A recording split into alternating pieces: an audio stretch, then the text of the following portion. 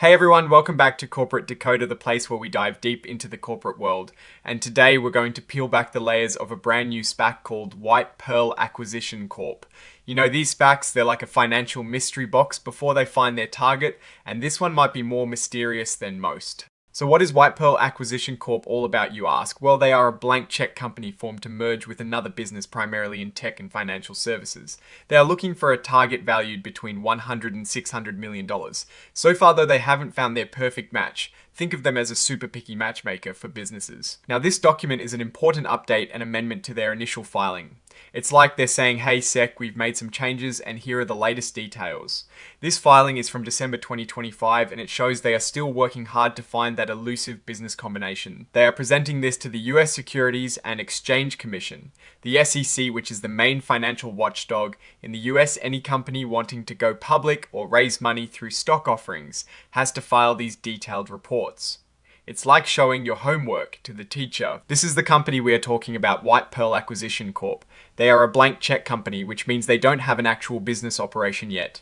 Their whole point is to raise money to buy another company. Their main operations are based out of Hong Kong. This is important because it brings a whole set of international considerations and risks into play, especially when dealing with the US markets. They've also appointed an agent in New York City Cogency Global Incorporated. This is a legal requirement for companies dealing with the US SEC, ensuring there is a physical address and an agent to receive official legal documents. This tells us they are ready to go public as soon as the CC gives them the green light. It's like saying we're packed and ready to launch. This box means White Pearl is planning to offer their securities over time, not all at once.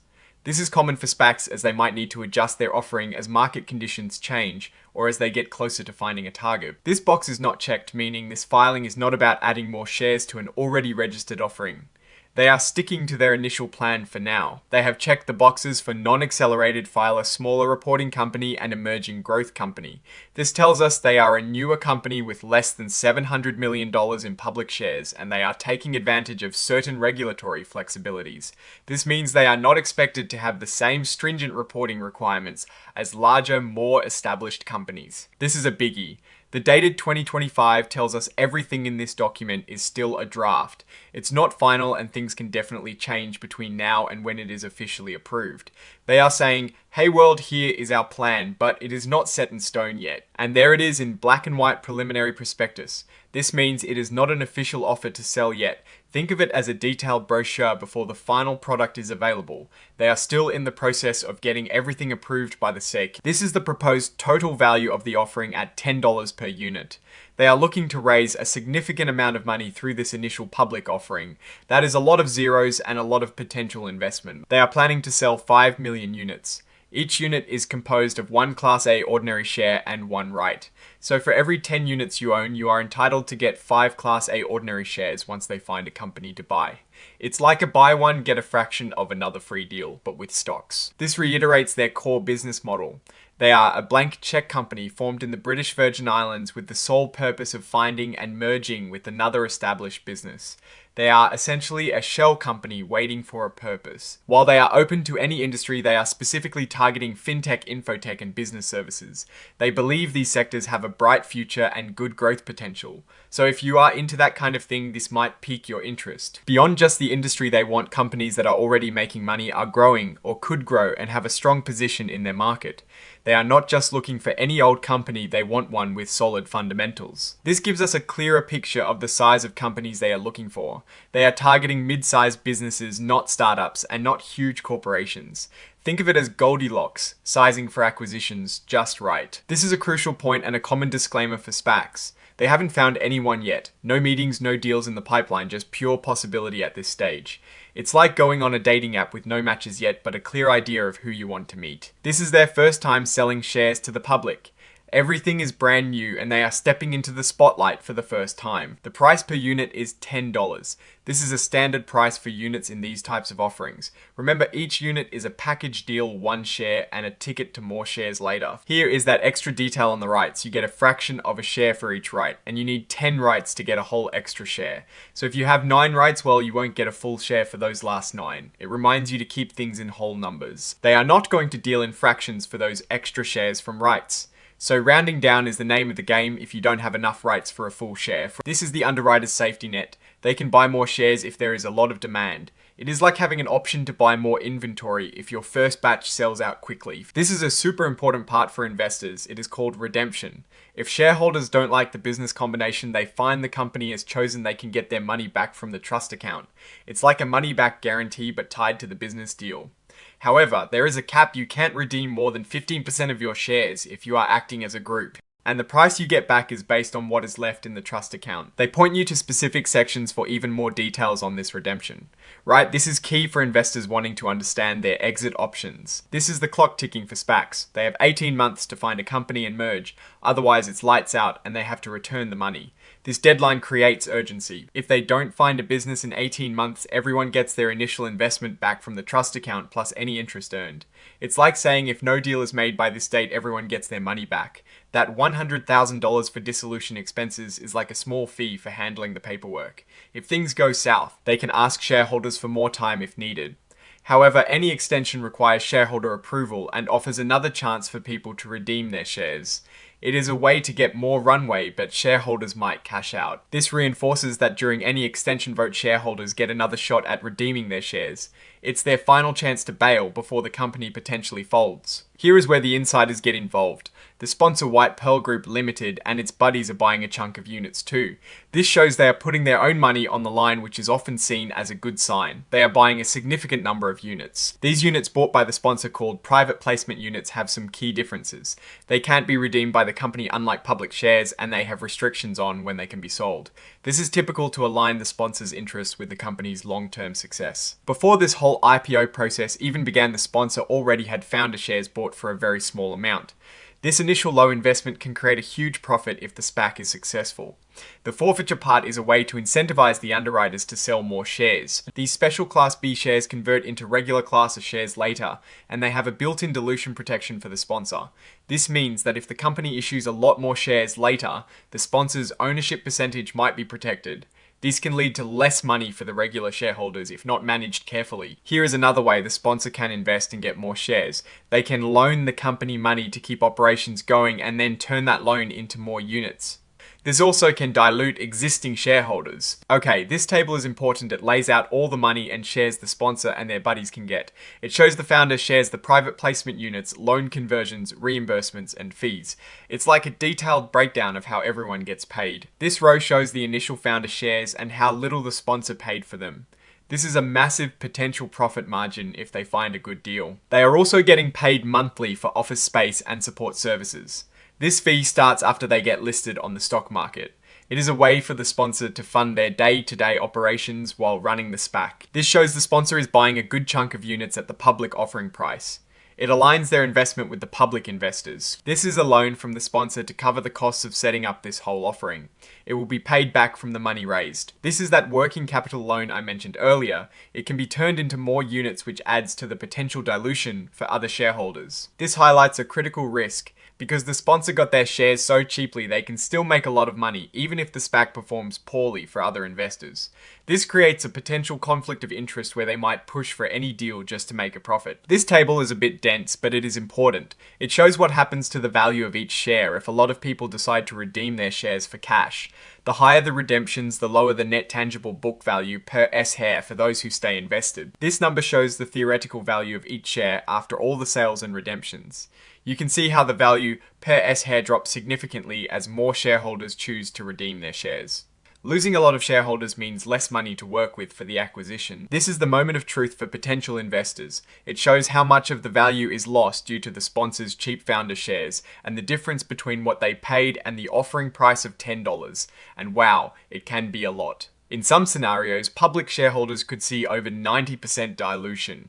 That is a huge chunk of their investment gone in theory. This confirms they are new to the market and hoping to get listed on NASDAQ. NASDAQ listing means they meet certain standards and opens them up to public trading. This is a big red flag for transparency and regulatory risk. A large part of the company's structure and key people are tied to China. This brings a whole host of potential issues regarding PRC regulations and US market access. They are being upfront about the risks of operating in China. This is important for potential investors to know, as Chinese regulations can be complex and change rapidly. If they do merge with a Chinese company, they are warning about potential headaches with Chinese laws, especially with this VI structure. VI stands for Variable Interest Entity, which is a way for Chinese companies to get around foreign ownership restrictions. It is legally complicated. This is a stark warning about the impact of Chinese regulations. They are saying China's laws can be unclear and could wipe out the value of investments very quickly. This is a major risk factor for anyone investing in a SPAC that looks at China. The Chinese government has a lot of power over its companies, especially when it comes to international dealings. This means whatever deal White Pearl finds in China could be heavily influenced or even blocked by the Chinese government. China has been cracking down on its tech sector and other industries. This creates uncertainty for any company looking to merge with a Chinese business. The ground rules can change suddenly and without much warning. China is stepping up its own regulations for companies listing overseas. This new set of rules could impact how foreign companies operate in China and how they can list on foreign exchanges. It is another layer of complexity. This is a big one. The US has a law called the Holding Foreign Companies Accountable Act, or HFCAA. It means if us regulators can't inspect the auditors of a foreign company, the company could get kicked off US stock exchanges. China and Hong Kong have made it difficult for these inspections. However, there was good news in December 2022. The PCAU said they can now inspect auditors in China and Hong Kong. This is a major development that could ease some delisting fears for us listed Chinese companies. But the story doesn't end there. A new law sped up the process. Now, if auditors aren't inspected for 2 years in a row instead of 3, the company could be banned from US exchanges. So while progress has been made, the threat of delisting still looms. Their current auditor, WWCPC, is based in California and is regularly inspected by the PCAOB. This is good because it means their current audits are subject to our standards. However, if they pick a Chinese or Hong Kong-based auditor for their target company, that could bring back the HFCAA issues. This is the direct consequence if that inspection issue pops up again. Trading could stop and investors would likely get hurt. This is a big section listing all the ways owning securities in this company could go wrong. Lots to unpack here for potential investors. This is a crucial risk for SPAC investors. Your money is in a trust account and you only get it back if a business combination happens or if the SPAC dissolves. Otherwise, you might have to sell your shares on the open market, losing money. Since they are not publicly traded yet, there is no market to easily buy or sell these shares. If a good market doesn't develop after they go public, it could be hard to sell your shares and the price might not reflect their true value. This points out the extreme dilution from the sponsor's cheap founder shares. As a public shareholder buying at $10 a share, you are starting at a disadvantage with the value compared to what the sponsor paid. This is the core of dilution. It is the gap between what you pay and the actual book value plus the impact of those cheap sponsor shares. And here it is a really big gap. This is the theoretical book value per share after the offering and considering redemptions. You can see how drastically this number drops if many shareholders redeem their shares. Ouch, this number is high. It shows how much of your investment is effectively lost due to the initial cheap shares and the structure of the deal. Almost 95% dilution in the worst. Case scenario in this table means your initial investment is theoretically worth very little compared to the founder's initial stake. Here they lay out all the ways the sponsor and its associates can get paid. It is a detailed list of founder shares, private placement units, loans, and fees. It's important to understand these financial arrangements because they can influence the sponsor's decisions. This row again highlights the incredibly low cost of the founder shares for the sponsor. It is a fraction of a cent per share. This shows the sponsor is investing a substantial amount of money in these private placement units at the same price as the public offering. This working capital loan feature is interesting. If things get tight during the search for a business, the sponsor can loan more money and then convert that loan into more units. This can increase dilution for public shareholders. Because the sponsor and management own a stake in the company and will benefit from the deal, they have a potential conflict of interest. Their personal financial gain might influence their decision-making process when choosing a business to merge with. They might prioritize a quick deal over the best deal for other shareholders. This directly addresses the potential conflict of interest. They are acknowledging that the interests of the sponsor may not always align with the interests of the public investors, which is a critical disclosure. This is a laundry list of all the places in the document where you can read more about conflicts of interest. It shows the company is being thorough in disclosing potential issues, but it also highlights how many areas of concern there are. Here is that table again showing the impact of redemptions on value per share. It's a stark visual of how much money could leave the company if shareholders want out. As more shareholders redeem their shares, less money is available, which directly lowers the book value per share for those who remain. This is a key metric for understanding the financials after potential redemptions. This section really drives home the point about dilution. The numbers illustrate how much your initial investment value could be reduced by the structure of the deal and the sponsor's preferential terms. This column represents the scenario where the underwriters don't buy any extra shares. It's a baseline for comparison. This scenario shows what happens if a quarter of the public shareholders decide to redeem their shares. Even a 25% redemption has a noticeable impact on the net tangible book value per S-share. This is the doomsday scenario where everyone gets their money back. The tangible book value per S-share plummets to almost nothing. This is why SPACs prefer fewer redemptions. This section shows how the numbers change if the underwriters buy those extra shares. It's a slightly different financial picture, but the overall trend of dilution and redemption impact remains. Notice how the numbers here are slightly better per S-share compared to the no over-allotment scenario if redemptions are high. This is because the extra shares sold to the underwriters bring in more capital initially. Even with the over-allotment option, the dilution remains very high when redemptions are significant. It shows that the fundamental structure of the deal dilutes public shareholders considerably, especially if many choose to redeem. This paragraph is crucial for understanding future dilution. It lists many ways more shares could be issued after the initial offering, potentially further diluting existing shareholders. Loans, conversions, equity financing, and employee plans are all mentioned as potential dilution factors. This just states the obvious for a new company going public. Before this offering, nobody could buy or sell their shares. They are aiming for a NASDAQ listing, which is a big step towards being a legitimate public company. The ticker symbol WPACU is what investors will look for. Again, this highlights the significant China connection of the company. This is a central theme and a major risk factor that permeates this entire filing. This is a direct warning about the complexities and dangers of operating in China, given its unique legal and political environment. This section emphasizes the risks if they merge with a Chinese company. It points to regulatory scrutiny, foreign ownership limits, and the complications of the VI structure, which is a common way for foreign entities to invest in restricted Chinese industries. These are all significant hurdles. This is a strong warning about the unpredictability of Chinese laws. They are saying that these laws can change dramatically and quickly, making the value of your investment drop to zero. This is a very serious disclosure. The Chinese government holds a lot of sway over its companies, particularly when it comes to international business. This means China's approval is almost certainly needed for any significant move, including listing on a US exchange. China's recent regulatory crackdown on various sectors, especially tech and finance, is mentioned here. This indicates that the regulatory landscape is very active and unpredictable, which could impact their future targets. This mentions new Chinese regulations from the CSRC affecting how Chinese companies can list overseas. It's another sign of the evolving and tightening regulatory environment for China-connected businesses. Right now, the company is just one entity and there are no complex internal money movements.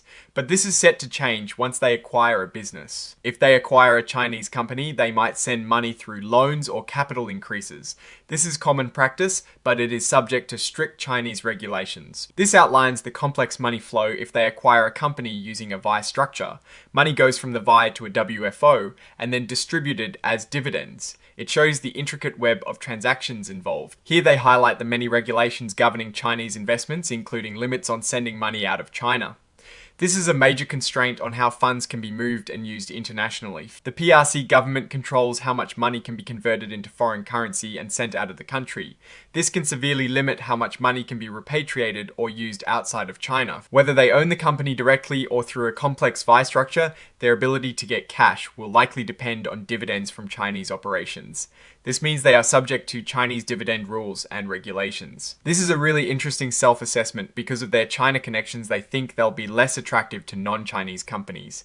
This makes it much more probable they will end up merging with a Chinese company, making those previously mentioned risks even more relevant. This reiterates the importance of the new Chinese rules for overseas listings. It is a key piece of the regulatory puzzle, affecting companies with China ties. They are saying they don't need special permission from China for this offering because they are based in the British Virgin Islands and don't own anything in China yet.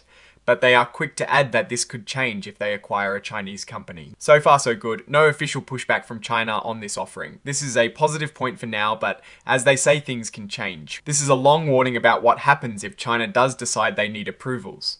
It could complicate everything from the initial offering to keeping the company listed and even operating its business after a merger. It's a complex web of potential approvals and denials. This means even after this offering, they might have to register with the Chinese regulators based on those new trial measures. It is another potential hurdle. The Chinese government wants more control over its companies listing abroad. This means more oversight and potential scrutiny for White Pearl, especially if they target a Chinese company. This brings back the HFCA risk. If auditors can't be inspected because of Chinese restrictions, trading could be banned. This directly links the auditor inspection issue to Chinese targets. If they merge with a China-based company and that company's auditor can't be inspected by the PCAUB, then your investment faces the HFCA risk. This reiterates the positive news about PCAUB access, but importantly adds the caveat, however, should PRC authorities obstruct or otherwise fail to facilitate the PCAUB's access in the future, the PCAUB will consider the need to issue a new determination. So while things are better for now, the risk isn't completely gone. Their current auditor WWCPC is not in China or Hong Kong, and they are regularly inspected by the PCAOB. This is good news, as it means they are not currently at risk from the HFCAA with their existing setup. This explains how the SEC identifies companies at risk under the HFCAA. If a company is flagged for 2 years straight, it faces trading prohibitions. This clarifies the consequence of being flagged for 2 years. Trading can be stopped on US exchanges. This is the bottom line risk. If their auditor cannot be inspected by the PCAOB, especially after a combination with a Chinese company, then their shares could be delisted and trading prohibited. So this is a really crucial point. They're laying out the risks of merging with a Chinese company. It is not just about the business itself, but about navigating very complex and potentially volatile regulatory environments in both China and the US. This is a direct quote from their auditor. It means there is a real question of whether the company can survive long enough to find a business to merge with. They have basically burned through most of their initial funds looking for a deal. They are admitting that the money they have left after the offering might not be enough to do everything they need to do. They might have to borrow money from their own sponsor or management, which adds another layer of potential conflicts. This sentence describes a major conflict of interest. The founders got their shares dirt cheap. This means they could make a huge profit on their initial investment, even if the company they buy does badly and public shareholders lose money. This can incentivize them to do any deal just to make their initial money back. This highlights a risk related to the trust account. While the money in the trust account is meant for shareholders, if creditors sue the company, those funds could be used to pay debts, potentially reducing the amount shareholders get back. This is a form of protection for shareholders. The sponsor has promised to cover the difference if claims against the company reduce the money in the trust account below $10 per share. But here is the catch: they might not have enough money themselves to cover this promise if things go really wrong. This is another way shareholders could be shortchanged. If the directors decide not to press the sponsor to fulfill their promise of covering claims, it could mean less money for the shareholders. This section is about the shares themselves. It explains how many shares are being offered and different classes of shares. They are telling you this summary is just a taste. You need to read the whole thing, the risk factors, the financials before putting any money in.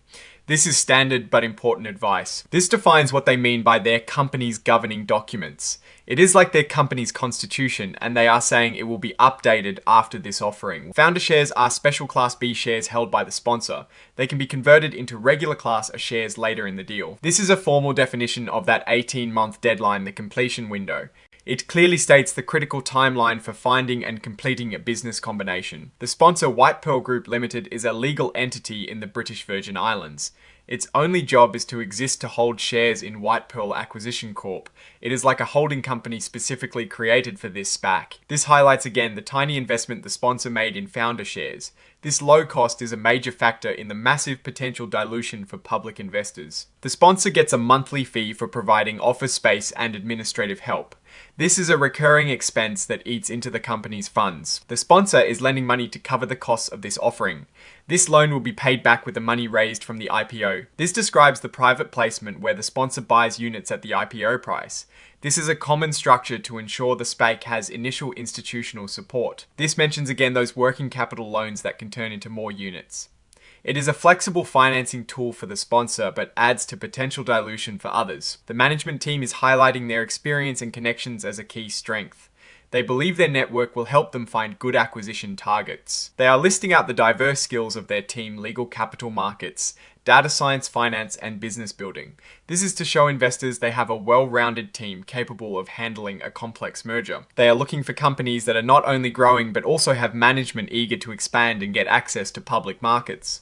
This suggests they want to partner with ambitious and forward-thinking companies. This section spells out what qualities they are looking for in a company to acquire. It is like a shopping list for their target business. They want companies that stand out in their market, companies with unique, strong products or services that are hard for others to copy. A key criterion is a proven management team. They want leaders who have a history of success and can handle the pressures of running a public company. They want companies that are already somewhat polished and ready to be public. These companies can then use the SPAC structure to gain access to more money for growth. This section explains how they plan to find companies to buy. It is all about leveraging their networks and industry connections. They are emphasizing that their team's past work and connections are their main source for finding deals. This is a common approach for SPACs. This is a significant disclosure. They are saying they can merge with companies connected to their own sponsor or management. This opens the door for potential conflicts of interest, which they acknowledge. If they do merge with an affiliated company, they promise to get an independent opinion to ensure the deal is fair. This is a safeguard to protect public shareholders from potential self-dealing. This is a multi-page section detailing the massive risks associated with China. It is a huge red flag for investors. This is probably the most important set of risk disclosures. They are stating directly that Chinese laws can be unclear and could lead to the complete loss of value for investors. This is a massive warning. If they merge with a Chinese company, they will likely operate through entities in China. This means they will be subject to all the risks described earlier. This explains the core problem with the VI structure. Contractual agreements are not as strong as direct ownership and could be challenged. This describes the nominee shareholder setup in a VI. Essentially, the VI shareholders are nominal holders. Their rights are controlled by the foreign entity through a power of attorney. It is a complex legal structure designed to bypass Chinese ownership rules. If the Chinese partner in the VI arrangement doesn't hold up their end of the bargain, White Pearl could face costly legal battles and uncertainty about its ability to control the business. This reinforces that any disputes related to the VI structure will be handled under Chinese law, which can be unpredictable and not always favorable to foreign investors. Right now, they have no complex money movements because they are just a shell. All this changes if they merge with a company. If they don't need a VI for their Chinese target, they can send money through capital increases or loans. This is a more straightforward way to transfer funds, but still subject to Chinese regulations. Again, this clarifies the money flow for a VI structure. It is a multi-step process involving dividends and intercompany transactions, which can be complex and subject to various rules. This section touches on the PRC's foreign investment law and the restrictions on sending money out of China. This is a major concern for any company seeking to repatriate profits or pay dividends. This highlights the currency controls in China. It means moving money out of China can be difficult or even impossible at times. No matter how they structure the deal, if they acquire a Chinese company, their cash flow will likely rely on dividends from China. This means they are always subject to Chinese regulations on profit distribution. This is a very revealing statement. They acknowledge their ties to China might make them less appealing to non-Chinese businesses. This makes a Chinese acquisition more likely, meaning those China-specific risks are even more important. This re-emphasizes the relevance of the new Chinese regulations and their potential impact on companies like White Pearl wanting to list overseas. This confirms that any legal disagreements related to a VI structure will be handled in Chinese courts according to Chinese law, which can be a challenge for foreign investors. Right now, the company is simple. There are no internal money movements because it has no structure beyond its own existence. If they acquire a Chinese company that doesn't use a VI structure, the money transfer process is simpler, involving registered capital increases or shareholder loans. This explains the money flow. If a Chinese company with a VI structure is acquired, it clearly shows the multiple steps and entities involved in moving money, making it more complex and potentially prone to regulatory issues. This section highlights the key Chinese regulations governing investments, including restrictions on sending profits abroad and rules for transferring money between subsidiaries. These are crucial for understanding financial operations in China. This reiterates the strict controls on currency conversion and remittance from China. It directly impacts how easily money can be moved out of the country, impacting repatriation of profits and dividend payments. This is a critical financial dependency. No matter the acquisition structure, their cash flow will rely on Chinese dividend payments, which are subject to Chinese regulations. This is a very important point. The The company believes their China connections might make them less attractive to non-Chinese companies. This suggests they are more likely to end up merging with a Chinese company, increasing the relevance of all those China-specific risks. They are stating that, as of this filing, they believe they have the necessary permissions for this offering, but acknowledge this could change if they acquire a Chinese company. So far, China has not raised any red flags about this specific offering, which is a good sign for the offering itself. This is a very long warning. If China decides they need approvals for operations or listings, even after the fact, it could lead to huge problems for the company at every stage from public listing to post-merger operations in China. They are admitting that future Chinese regulatory changes could even impact their ability to stay listed on US exchanges. This highlights the ongoing uncertainty in navigating international regulations tied to China. This is a direct and serious risk if the PCAOB audit inspection issue resurfaces, especially with a Chinese target company. Their shares could be delisted and trading banned. This text explains the sponsor's agreement to cover potential claims against the company that might deplete the trust account below a certain level. It is a form of protection for shareholders, but the text also notes they might not have enough funds to actually cover it. This reiterates a core concern. The sponsor's initial investment in founder shares was incredibly low. This means their profit motive might not align with public shareholders who buy at a much higher price, potentially leading to decisions that benefit the sponsor over the public. This table is critical as it quantizes the dilution. It shows exactly how much of an investor's ownership stake is theoretically reduced by the sponsor's founder shares and the private placement. The numbers here are eye-watering in the most extreme case of maximum redemptions, and with the over-allotment option exercised, nearly 95.3% of the investment is diluted. This means for every $100 invested, only about $5 is left to represent the public shareholder's stake. This is the initial number of shares before the public offering. This represents the shares that will be sold to the public as part of the units. This shows the shares the sponsor is buying in the private placement. This subtracts the shares that could be redeemed by public shareholders, showing how the capital available for the acquisition decreases significantly with redemptions. This defines dilution in their terms. It is the gap between the offering price and the tangible value per S-share. After considering all the deal mechanics, as of late September 2025, the company had a negative tangible book value, meaning their liabilities outweighed their assets. This highlights their pre-IPO financial state. This is a dense but vital sentence. It summarizes the dilution impact. Even after the offering, with all the money coming in, the actual tangible value per S-share is far below the $10 offering price, especially considering potential redemptions. Public shareholders are starting with a theoretical negative value per S-share. This explicitly states that the dilution calculations shown do not even include the potential dilution from those rights converting into more shares. The actual dilution will be even worse. They have applied to list on NASDAQ under the ticker WPACU. This is the symbol investors will watch if they decide to trade these shares once they are public. The management highlights their experience and network as a key strength. They believe their connections will help find good acquisition targets. Let's look at the leaders. Nafat Siramonkolkasem has a background in M&A and finance in Asia. He also has experience with another SPAC that successfully merged. This previous success in the SPAC world is a good selling point. Joseph Shuing Chow is an independent director with extensive legal and investment experience. He has also been involved with another SPAC. Yuxun Sunday brings a unique background in mathematics teaching and research. This quantitative expertise might be valuable in analyzing potential targets. Zhang Huafeng adds expertise in project management, urban planning, and data analytics. This diverse skill set rounds out the board. This table details all the compensation the sponsor and its associates can expect, which reiterates the potential conflicts of interest. Again, the founder shares stand out. The sponsor's initial investment of just $25,000 for almost 2 million shares is a staggering bargain and points to significant potential profit. This shows the sponsor is investing a substantial amount in private placement units at the same $10 price as the public offering. This covers the repayment of loans from the sponsor used for initial setup costs. It is a temporary funding mechanism before the IPO money comes in. This is a recurring warning about the founder shares. Their low cost gives the sponsor a significant advantage and potential for profit, regardless of the SEC's future performance for public shareholders. This is classic SPAC risk. They are directing you to read more about the specific restrictions on the sponsor's shares and units. This is important for understanding what the sponsor can and cannot do with their holdings. The founder shares are mostly the same as the public class of shares, but they get special voting rights before the merger. This gives the sponsor control over director elections during the search phase. This is a key difference. Only the sponsor can pick the directors until they find a company to merge with. This means public shareholders essentially have no say in who leads the company during its search phase. The sponsor can't sell their founder shares easily. They are locked up for a period after the merger, which encourages them to see the deal through. The sponsor and management are waiving their right to get their money back from the trust account if the SPAC fails.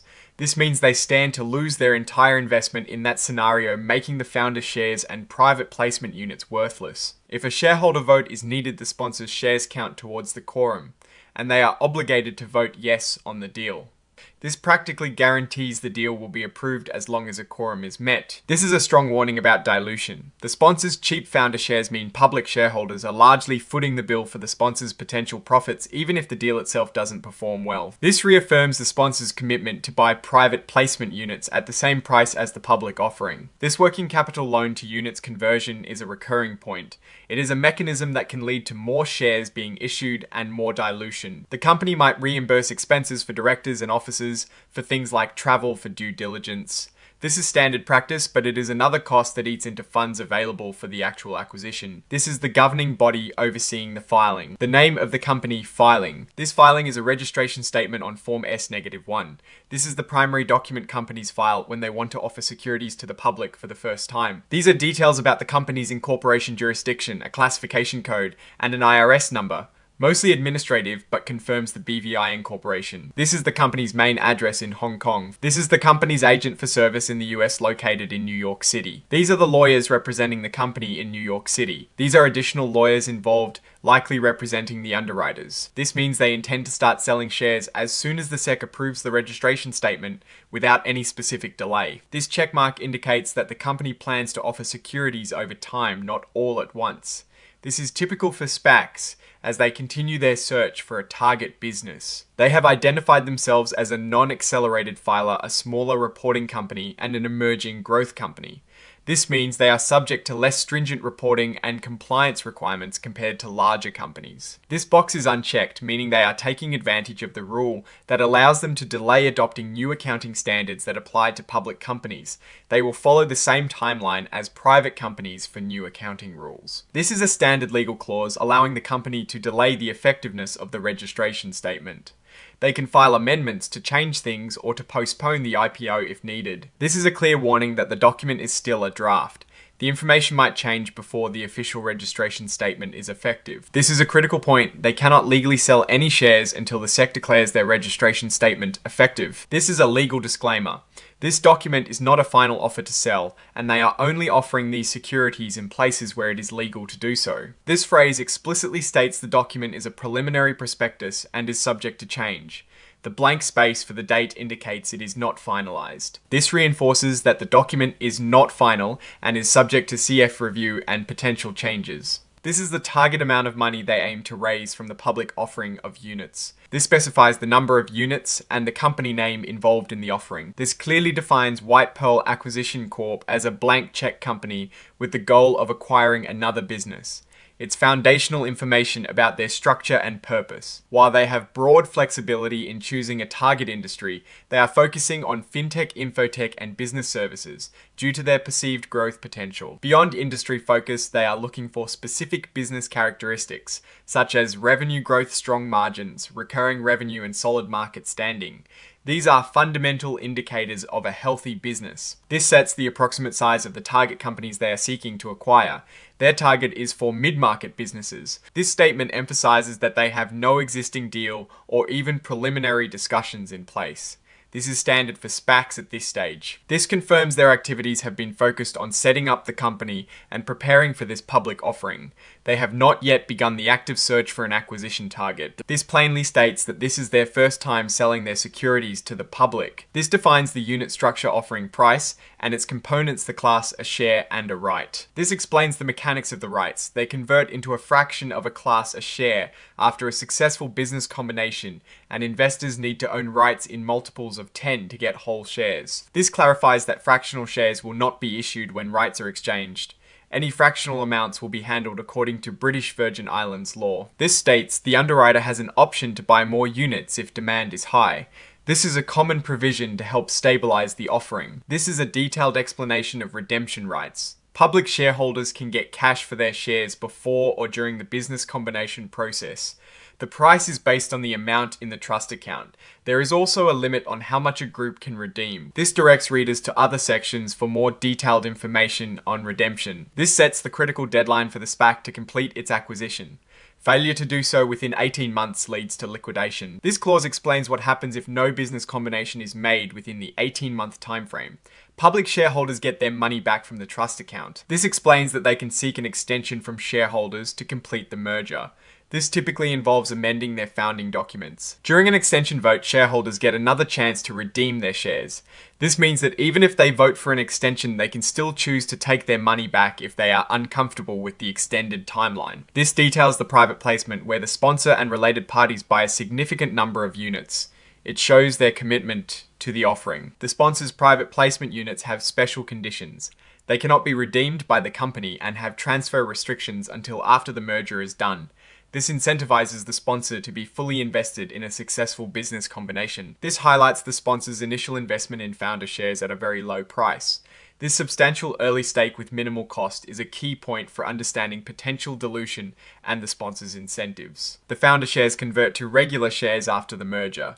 The key term here is material dilution, which means public shareholders could end up owning a smaller percentage of the company after the conversion due to these special shares. This describes a mechanism for additional financing.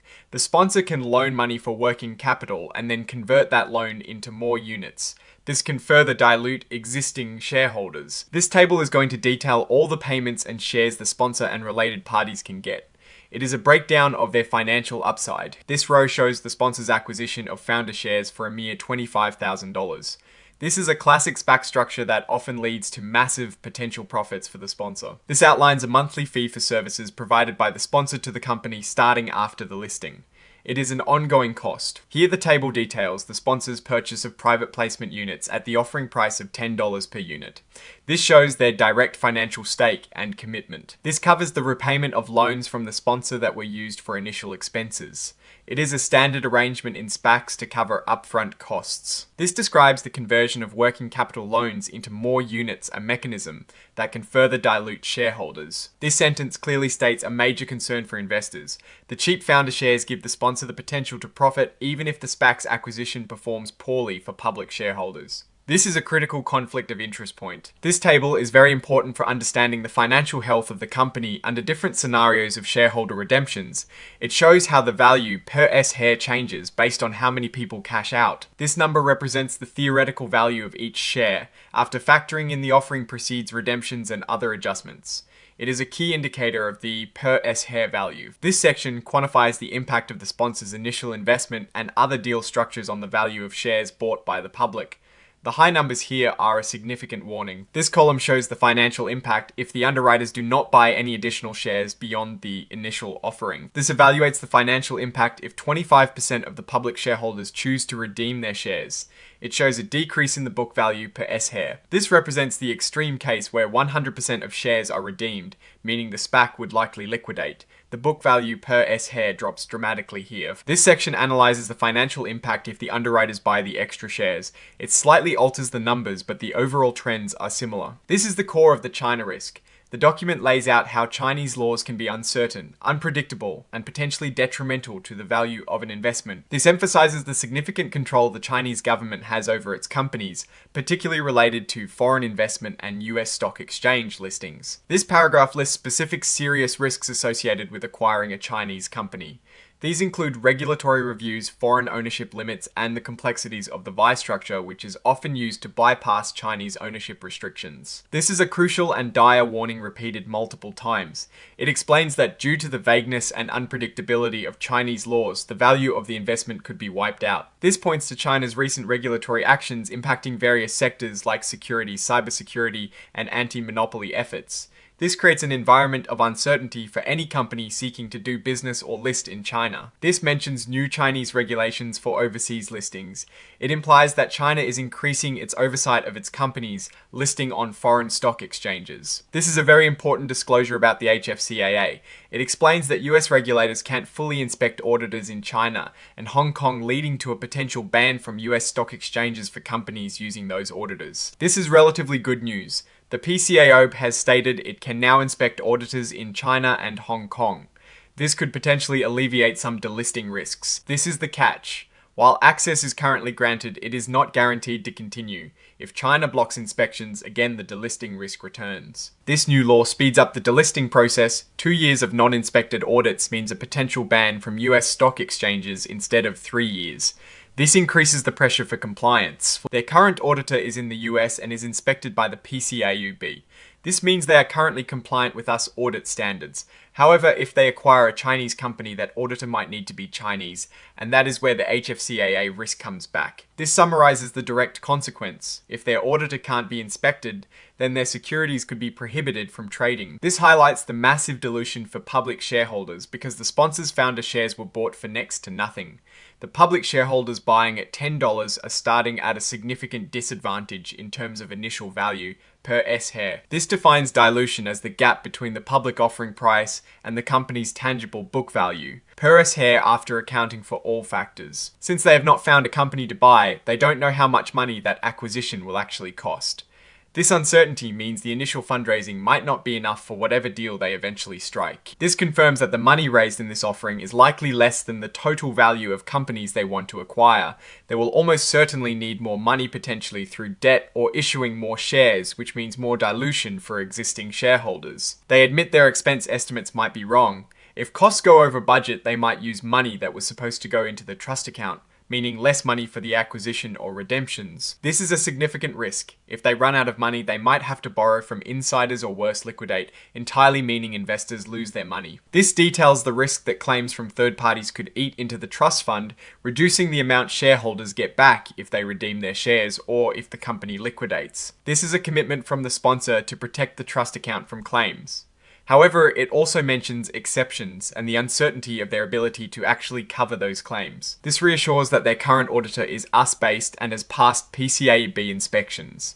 This means their current financial reporting is under a robust US auditing framework. This clause directly connects the auditor inspection issue to mainland China and Hong Kong targets. If they merge with a Chinese company and that company's auditor is subject to the HFCAA risks, then investors could lose out on the benefits of US auditing oversight. This is the ultimate consequence of the HFCAA risk. If inspections are blocked, trading can be prohibited, leading to delisting and severely impacting investment value. This is a critical disclosure. They are allowed to merge with companies connected to their own sponsor or management. This opens the door to potential conflicts of interest and requires careful scrutiny by investors. They do mention getting an independent opinion for such deals, but it is still a point of caution. This provides a safeguard. If they do merge with an affiliated company, they promise to get an independent fairness opinion. This is meant to ensure the deal is fair to all shareholders, but it is only triggered in these specific affiliated situations. This shows the sponsor's commitment to backstop the trust account if it's depleted by claims. However, it also notes there are exceptions, and the practicality of enforcing this promise is uncertain. It is noted that the officers and directors have other business interests. This means they may not dedicate full-time efforts to White Pearl, creating potential conflicts in time allocation and focus, which could affect their ability to find and execute a deal. This is a very important disclosure about potential conflicts. It states that the sponsor and management can be involved in other SPACs. This means they might have competing priorities and could direct opportunities to other companies instead of White Pearl. This clause essentially says that if an opportunity comes up that is good for an officer or director personally or for another company they are involved with, they don't have to bring it to White Pearl first. This renouncing of corporate opportunities is a big deal and significantly limits potential deal flow for White Pearl if their leaders have other commitments. This details the sponsor's total investment, including their initial founder shares and the private placement units. It shows their significant financial commitment. This calculation starkly illustrates the potential profit for the sponsor on their initial founder shares. Based on the offering price, their initial $25,000 investment in founder shares could be worth over $16 million. This huge difference between cost and potential value is a major factor in potential dilution. This is a very direct warning about the sponsor's differing incentives stemming from their much lower initial investment. They might be more inclined to pursue any deal to ensure they get their profit rather than waiting for the absolute best opportunity, which might be more aligned with public shareholders' interests. This defines how dilution is calculated. It is the difference between what you pay for a share and its actual tangible value after accounting for other factors like the sponsor's cheap shares. This sentence directly states the consequence of the sponsor's low investment in founder shares. Investors buying at the public offering price will face immediate and significant dilution. These tables provide specific numbers showing how much value is lost for public shareholders due to dilution. This is usually a key focus for investors. This is the adjusted book value per S-share after the offering. It accounts for the money raised and expenses. This figure shows the dollar amount lost by public shareholders per S-share due to the deal structure. The numbers presented are quite high, indicating substantial dilution. This is a critical caveat. The dilution figures shown do not even include the potential dilution from the rights converting into shares. This means the actual dilution could be considerably worse. They have applied to list their units on Nasdaq under the symbol WPACU. This is the first step towards trading on a major US exchange. This clearly states that many key individuals and the sponsor have strong ties to China. This establishes the significant China nexus of the company. This sentence directly warns about the legal and operational risks tied to operating in China, originating from their Hong Kong base. This is setting the stage for a detailed discussion of those risks. This is a key paragraph outlining specific risks related to a Chinese target company. It includes regulatory review, foreign ownership limits, and the complexities of the VI structure. These are substantial potential hurdles. This is arguably one of the most critical risk disclosures. It warns that the vagueness and uncertainty of Chinese laws could completely destroy the value of the investment. This is a very strong statement about the potential downside. This highlights the significant power the Chinese government wields over its companies when it comes to foreign investment and US listings. Their actions can greatly impact a company's operations and market access. This points to China's active regulatory environment, particularly its crackdowns on the securities market, cybersecurity, and anti-monopoly practices. This creates a dynamic and potentially risky landscape for businesses. This mentions new rules from China's securities regulator concerning overseas listings. It is a significant regulatory development that could affect how Chinese companies access foreign capital markets. This confirms their current auditor is US-based and compliant with PCAOB standards. This is good for current reporting, but the risk arises if they acquire a Chinese company and need a new auditor based there. This directly links the HFCAA to the auditor inspection issue. If the PCAOB can inspect the auditor, then trading could be halted. This sentence reiterates a critical point about founder shares. The sponsor's extremely low purchase price for their shares means they have a strong incentive to complete any deal to secure their profits, even if the acquired company underperforms. For public investors, a classic SPAC conflict. This crucial table demonstrates the impact of shareholder redemptions on the per S-share book value. It shows how a large number of redemptions can significantly decrease shareholder equity. This metric shows the theoretical value per S-share after accounting for the IPO proceeds, expenses, and redemptions. It is a key indicator of the per S-share financial health. This number quantifies the loss in value for public shareholders due to the structure of the deal, particularly the sponsor's initial low investment. The figures shown are substantial. This scenario assumes the underwriters do not buy any extra shares. It is a baseline for financial projections. This scenario analyzes the financial impact if 25% of public shares are redeemed. It shows the dilution effect at a moderate redemption level. This is the worst case scenario where 100% of public shares are redeemed, indicating potential liquidation. The tangible book value per S-share becomes extremely low. This section analyzes the financial impact if the underwriters exercise their option to buy more shares. It shows a slightly different but still highly dilutive scenario. This shows the adjusted book value per S-share in the over-allotment exercise scenario. Even with the over-allotment option exercised and with redemptions, the dilution to public shareholders remains very high. This critical footnote states that the dilution figures shown do not even include the potential dilution from the rights converting into shares. This means the actual dilution experienced by shareholders could be even greater than what is presented. This is a foundational disclosure on the HFCAA risk. It explains that the PCAOB's inability to inspect auditors in China and Hong Kong creates a significant threat to us, listed companies with operations in those regions. This announcement signals a positive development. The PCAOB has indicated it can now inspect auditors in China and Hong Kong, easing some US delisting concerns. This caveat is crucial. While access is currently granted, it is conditional. Any future obstruction by Chinese authorities could reintroduce the delisting risk. This law tightens the HFCAA rules. It shortens the grace period for uninspected audits from 3 years to 2, creating more immediate pressure for compliance and increasing the risk of delisting. This reassures that their current auditor is US-based and regularly inspected by the PCAOB. The risk arises if they acquire a Chinese company and need to use a Chinese auditor who may not be subject to these inspections. This is the direct consequence of the HFCAA risk. If the auditor situation isn't resolved, it could lead to a ban on trading their securities, which would cripple the investment. This phrase starkly highlights a key risk and conflict of interest.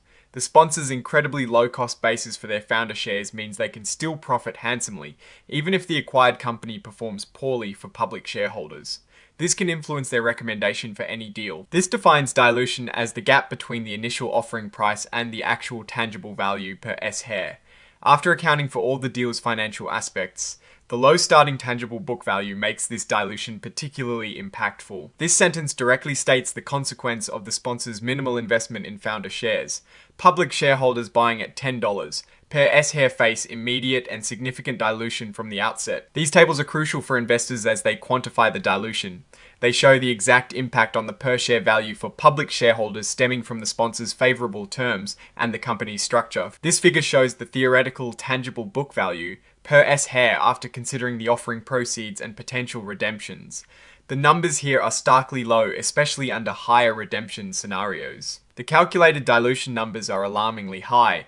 In some scenarios, this indicates that public shareholders could see almost all their initial investment's value diluted away due to the deal structure. This is a critical footnote. The dilution figures presented do not even account for the potential dilution from the rights converting into shares.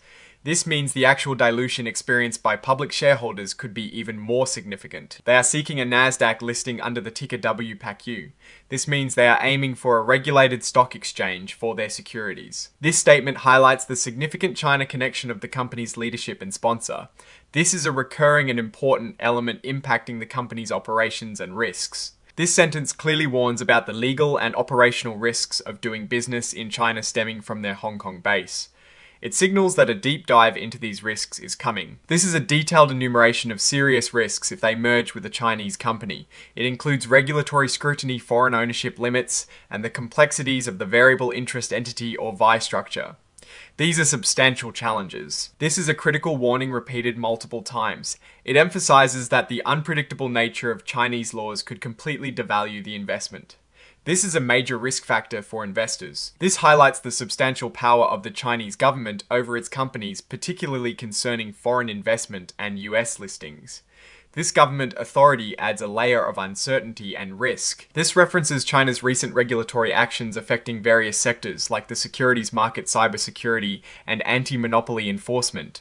This indicates a dynamic and potentially risky regulatory environment. This mentions new Chinese regulations for overseas listings. It shows China is increasing its oversight of its companies accessing foreign capital markets. This is a key disclosure about the HFCA risk. It explains that the PCAOB's inability to inspect auditors in China and Hong Kong poses a threat to us, listed companies from those regions potentially leading to delisting. This is a positive update. The PCAOB has stated it can now inspect auditors China and Hong Kong, which helps reduce the immediate risk of delisting for companies with operations there. This is a critical caveat. The PCAOB's access is not guaranteed. If China obstructs inspections again, the delisting risk could reappear. This new law shortens the time frame for delisting under the HFCAA. Now, 2 years of non-inspected audits can trigger a ban from US exchanges, making the situation more urgent. Their current auditor WWCPC is based in the US and is subject to PCAOB inspections. This means their current financial reporting is compliant.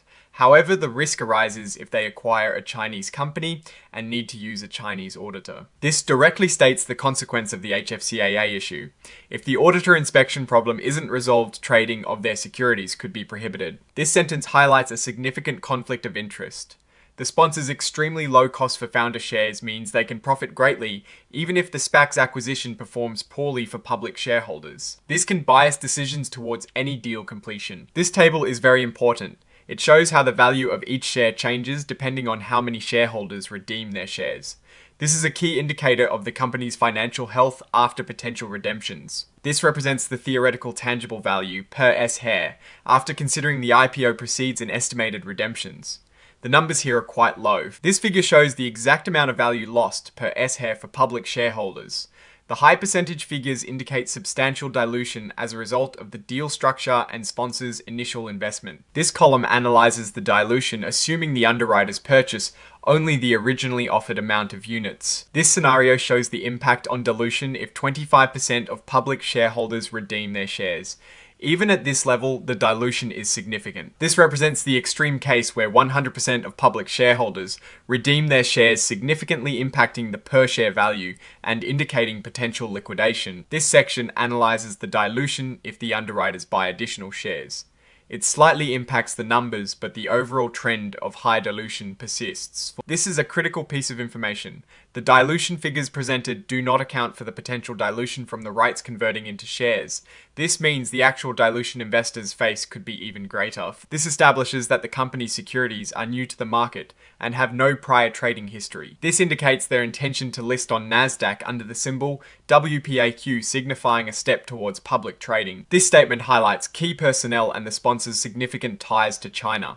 This connection is a recurring theme and a major point of risk. This points to specific risks related to operating in China from their Hong Kong base, a fact that is emphasized throughout the document. This paragraph lists significant risks if a Chinese company is acquired. These include regulatory reviews, foreign ownership limitations, and the legal complexities of the VI structure. This is a crucial warning repeated multiple times. The unpredictability of Chinese laws could lead to a complete loss of investment value. This emphasizes the significant risk of investing in a SPAC with China exposure. This emphasizes the substantial power the Chinese government has over its companies, particularly concerning foreign investments and US listings. This government influence adds a significant layer of risk and uncertainty. This points to China's recent regulatory actions impacting its markets. These crackdowns on securities, cybersecurity, and monopolies create a dynamic and potentially risky environment for international investment in China. This mentions new regulations from China's securities regulator about overseas listings. It shows increased Chinese oversight on its companies publicizing in foreign markets. This directs readers to a specific section for a deeper dive into the risks of acquiring a China-based business.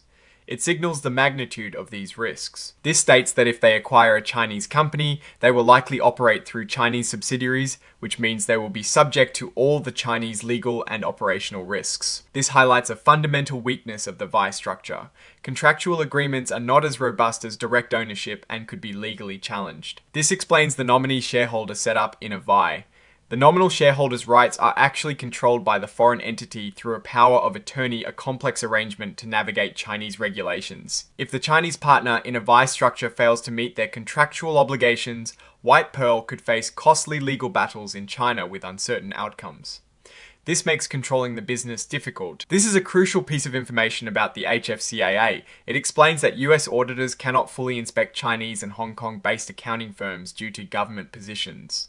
This directly impacts companies listed in the US that use auditors from these regions, potentially leading to delisting. This is a positive development. The PCAOB has reported that it can now inspect auditors in China and Hong Kong, which could reduce the immediate risk of delisting for companies with operations there. This caveat is crucial. The PCAOB's access is not permanent.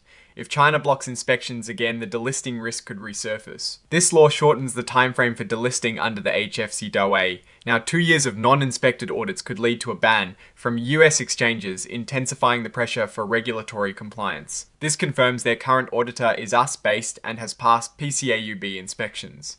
This means their current financial reporting meets US auditing standards. The risk would arise if they merge with a Chinese company requiring a Chinese auditor. This directly links the HFCA risk to the auditor inspection issue. If auditor inspections are blocked, trading could be prohibited. This sentence highlights a major conflict. The sponsor's initial investment in founder shares was extremely low. This means they could profit greatly even if the acquired company performs poorly for public shareholders, which might encourage them to approve any deal. This essential table shows how the value per S-share changes based on different levels of shareholder redemptions. It is a key indicator of financial health under various scenarios. This figure represents the theoretical book value per S-share after the offering and considering redemptions. It shows a significantly reduced value. per S-share, especially with high redemptions. This figure quantifies the per-share value lost by public shareholders due to the deal's structure and the sponsor's initial low investment. The high percentages shown are a major red flag. This scenario assumes the underwriters do not purchase any additional shares beyond the original offering. This shows the impact on dilution if 25% of public shareholders redeem their shares. Even at this redemption level, the dilution is substantial. This represents the extreme case where all public shares are redeemed, indicating potential liquidation. The per-share tangible book value becomes very low. This section analyzes the dilution if the underwriters purchase additional shares. This slightly alters the numbers, but the overall trend of significant dilution remains. This critical footnote explicitly states that the dilution calculations do not include the potential dilution from the rights converting into shares. This means the actual dilution for investors could be even greater. This tells us the date the document was submitted to the SEC, the 1st of December 2025, and that it is an amendment to a previous filing. The name of the company filing this document. This is the initial registration statement form filed with the SEC for public offerings. These are classification codes and an identification number related to the company's incorporation. This is the company's registered address in Hong Kong. This is the company's appointed agent in the US for legal matters located in New York. This indicates that the company intends to start selling its securities quickly once the SEC approves the registration. This checked box means the company plans to offer the securities over time, not all at once, which is common for SPACs. The company has identified itself as a non-accelerated filer, a smaller reporting company, and an emerging growth company. This implies less stringent SE reporting requirements. This phrase clearly marks the document as a preliminary prospectus, meaning it is subject to change and not yet finalized. This reinforces that the document is not final and is still under SEC review. This is the target amount of money White Pearl Acquisition Corp plans to raise through this offering of units. This specifies the company name and the number of units being offered in this initial public offering. This explains that White Pearl Acquisition Corp is a SPAC, its legal structure, and its primary purpose, which is to acquire another business. While they are open to any industry, they have a stated intention to focus on fintech, infotech, and business services sectors, seeing them as having strong growth potential. Beyond industry, they are looking for companies with specific financial health indicators, like revenue growth, recurring income, and strong market positioning. This defines the size of companies they are looking to acquire, setting a range for the target enterprise value. This is a standard SPAC disclosure stating they have not yet identified or approached any specific target company for a merger. They are in the search phase. This confirms that this is the first time the company is offering its securities to the public. This defines the unit as containing one class of share and one right with an offering price of $10. This explains the conversion of rights into shares and the requirement to hold multiples of 10 rights for full share conversion. This clarifies that fractional shares will not be issued upon right conversion and will be handled per British Virgin Islands law. This states the underwriter has an option to purchase additional units. This is commonly known as the green shoe option used to fulfill excess demand. This is a detailed explanation of redemption rights. Public shareholders can redeem their shares for cash from the trust account around the time of the business combination. The price is tied to the amount in the trust account, and there are specific conditions and limitations. This directs readers to other sections for more detailed information about redemption rights and what happens if no business combination is completed. This establishes the 18-month deadline for the SPAC to complete its merger.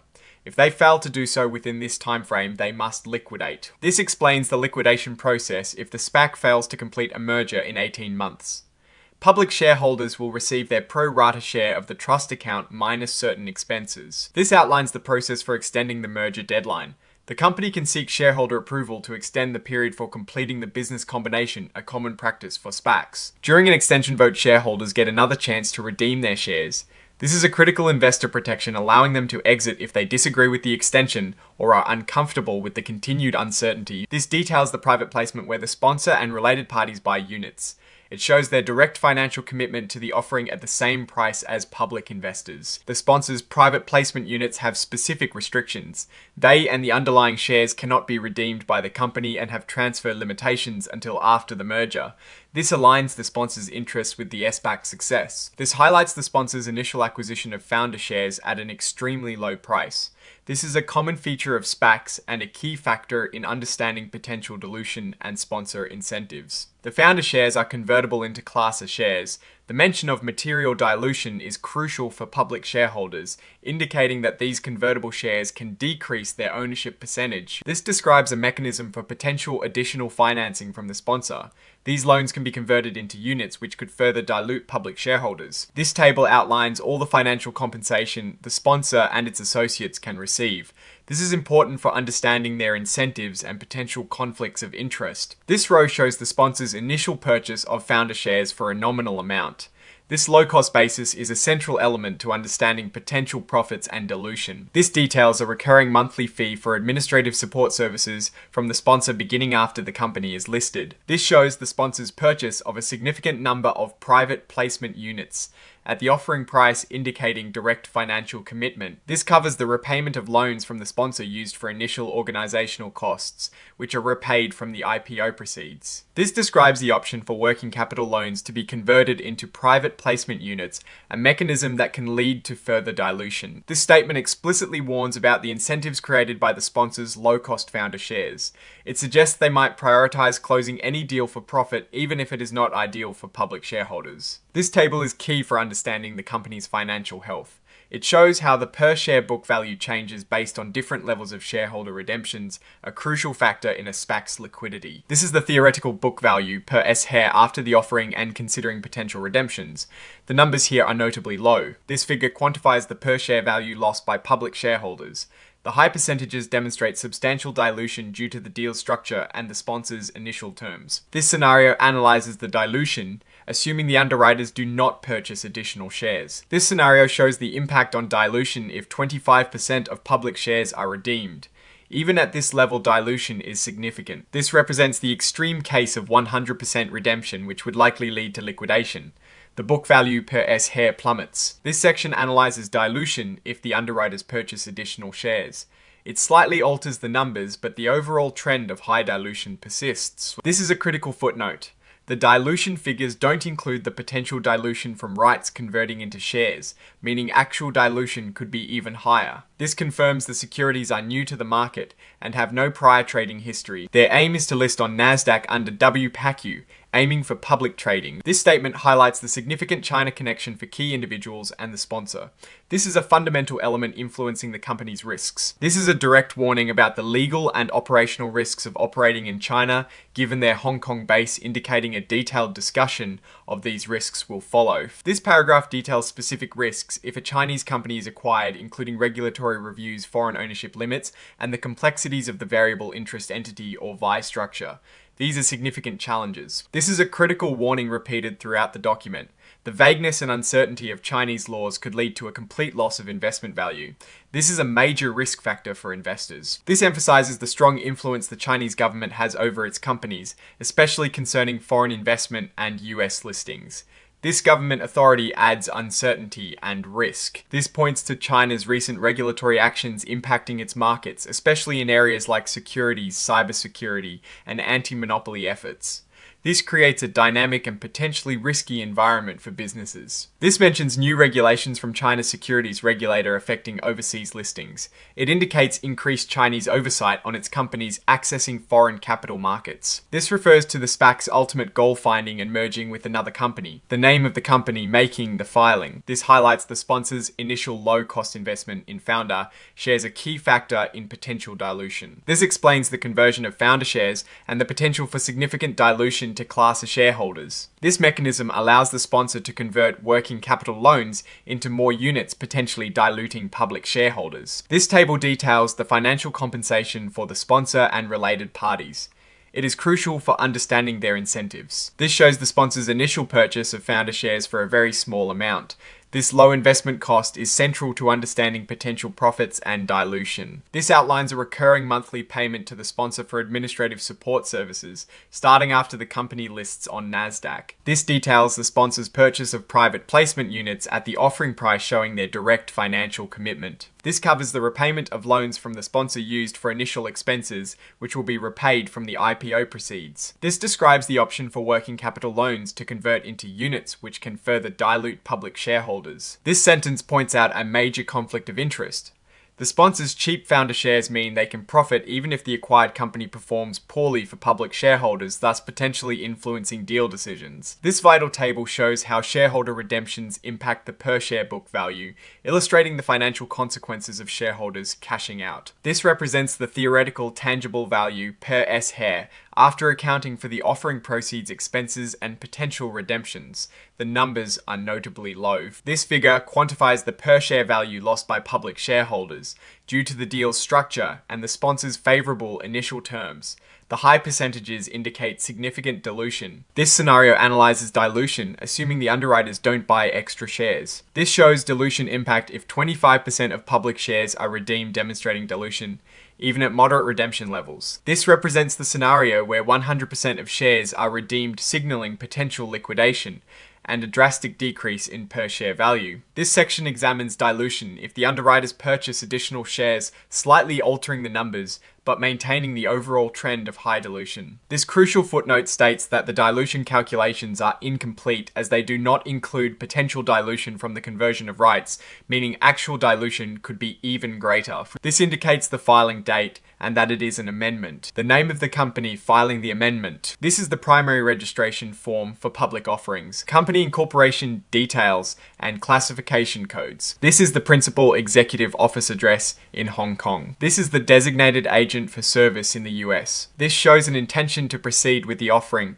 as soon as the SEC approves it. This check indicates the company intends to offer securities over time rather than all at once, a common SPAC strategy. The company identifies as a non-accelerated filer, a smaller reporting company, and an emerging growth company, indicating less stringent regulatory requirements. This marks the document as a preliminary prospectus, meaning it is a draft and subject to changes. This reinforces that the document is not final and is under SEC review. This is the target amount of capital the company aims to raise from the public offering. This states the company name and the number of units offered in this initial public offering. This clearly defines White Pearl Accession Corp as a SPAC, its legal structure, and its core purpose of acquiring another business. While they are flexible on industry, they plan to focus on fintech, infotech, and business services, sectors due to perceived growth potential. Beyond industry, they seek companies with strong financial fundamentals, including revenue growth, recurring income, and robust market standing. This sets the target enterprise value range for potential acquisitions, indicating a focus on mid-sized businesses. This standard SPAC disclosure confirms they have no target identified or discussions underway. They are in the active search phase. This explicitly states this is their first public sale of securities. This defines the unit price, ownership components, and directs readers to other sections for more details. This explains the conversion ratio of rights to shares and the requirement for investors to hold rights in multiples of 10 for full share entitlement. This clarifies that fractional shares will not be issued when rights convert and will be handled according to British Virgin Islands law. This mentions the underwriter's option to buy additional units to cover over allotments, a common provision to manage offering demand. This is a detailed explanation of redemption rights, allowing public shareholders to get cash for their shares. The redemption price is tied to the trust account balance and limits exist for group holdings. This directs readers to other sections for more comprehensive details on redemption rights and liquidation procedures. This sets the 18-month deadline for completing a business combination. Failure to do so leads to liquidation of the SPAC. This explains the liquidation process if the SPAC fails to merge within 18 months. Public shareholders will receive their pro rata share of the trust account minus expenses. The company can seek shareholder approval to extend the merger deadline. This allows the SPAC more time, but requires specific shareholder consent. During an extension vote, shareholders have another opportunity to redeem their shares. This offers flexibility for shareholders to exit even if they vote for the extension. This details the private placement where the sponsor buys units, showing their financial commitment to the offering. The sponsor's private placement units have special conditions, including no redemption by the company and transfer restrictions until after the merger, aligning sponsor interests with company success. This highlights the sponsor's initial low-cost investment in founder shares, a key factor in potential dilution and their profit incentive. The founder shares convert into classes shares, and the term material dilution signals a potential decrease in ownership percentage for class of shareholders. This describes a mechanism where working capital loans can be converted into units, potentially increasing dilution for other shareholders. This table details all financial compensation for the sponsor and related parties, highlighting their incentives. This row details the sponsor's acquisition of founder shares for a notably low sum, underscoring potential profit and dilution. This outlines a recurring monthly fee for administrative support from the sponsor, starting after the company's NASDAQ listing. This shows the sponsor's purchase of private placement units at the offering price, demonstrating their financial commitment. This covers the repayment of sponsor loans used for initial expenses to be reimbursed from IPO proceeds. This describes the conversion of working capital loans into units, potentially increasing dilution for public shareholders. This sentence emphasizes a key risk: the sponsor potentially profiting from low-cost founder shares regardless of the SPAC's performance for public investors, potentially creating misaligned incentives. This table is crucial for understanding the company's financial health by showing how per-share book value changes with different levels of redemptions. This represents the theoretical tangible value per S-share, after considering offering proceeds, expenses, and redemptions showing a low per-share value. This quantifies the per-share value lost by public shareholders due to the deal structure and sponsors' favorable terms with high percentages indicating significant dilution. This scenario analyzes dilution assuming the underwriters do not purchase additional shares. This shows the dilution impact if 25% of public shares are redeemed, indicating dilution even at moderate redemption levels. This represents the extreme case where 100% of shares are redeemed, likely leading to liquidation and a drastic drop in per share value. This section analyzes dilution if underwriters purchase additional shares, slightly altering numbers but maintaining high dilution trends. This critical footnote states that the dilution calculations do not include potential dilution from rights conversion, meaning actual dilution may be even greater. This seems to be a placeholder or incorrect company name in the provided text. The filing is actually for White Pearl Acquisition Corp. Similar to the above, this seems to be incorrect based on the context of the document, which is clearly about White Pearl Acquisition Corp. This again appears to be a placeholder and not the correct company name, according to the filing, which is White Pearl Acquisition Corp. This indicates where the document is filed, the address of the Securities and Exchange Commission. This signifies that this is the first amendment to the original filing. This specifies the form and the act under which the registration statement is filed, the name of the company filing the registration statement, details about the company's incorporation jurisdiction, classification code, and tax identification number, the business address of the registrant in Hong Kong. This is the name and address of the duly authorized agent for service in the US. This indicates Loeb, and Loeb LLP is receiving copies of the filing. This clarifies the intended timing for the sale of securities. The checked box indicates the securities will be offered on a delayed or continuous basis, such as in and at the market offering. The company has identified itself as a non-accelerated filer smaller reporting company and an emerging growth company, signifying its size and reporting status. This unchecked box means the company is electing to use the extended transition period for adopting new accounting standards, allowing them to align with private company timelines. This is a crucial disclaimer indicating the document is preliminary and subject to modification. This explicitly states that the sale of securities is prohibited until the SEC declares the registration statement effective. This is a legal disclaimer stating that the prospectus is not a binding offer and is only applicable where permitted by law. This clearly marks the document as a preliminary prospectus and indicates the date is yet to be finalized. This label reinforces that the document is not a final prospectus and is subject to changes before effectiveness. This is the target total amount of proceeds expected from the public offering of units. This identifies the company and the number of units being offered in this initial public offering. This sentence defines White Pearl Acquisition Corp. as a blank check company, its legal structure, and its fundamental purpose of acquiring another business. While broad in their search intention, they specifically aim to target companies in the fintech, infotech, and business services sectors due to their perceived growth potential. Beyond sector focus, they seek target businesses with strong financial health, such as revenue growth, recurring revenue, and strong market positions. This sets the typical size range for the companies they aim to acquire, focusing on mid-market businesses. This standard disclosure confirms that no target has been identified and no discussions have occurred. They are in the search phase. This defines the unit structure, its price, and its components of class, a share, and a right. This explains the conversion ratio of rights to shares and the requirement for investors to hold rights in multiples of 10 for full share entitlement. This clarifies that fractional shares will not be issued upon right conversion and will be handled according to British Virgin Islands law. This states the underwriter has an option to buy more units to cover over-allotments, a common provision to manage offering demand. This detailed explanation outlines redemption rights allowing public shareholders to get cash for their shares.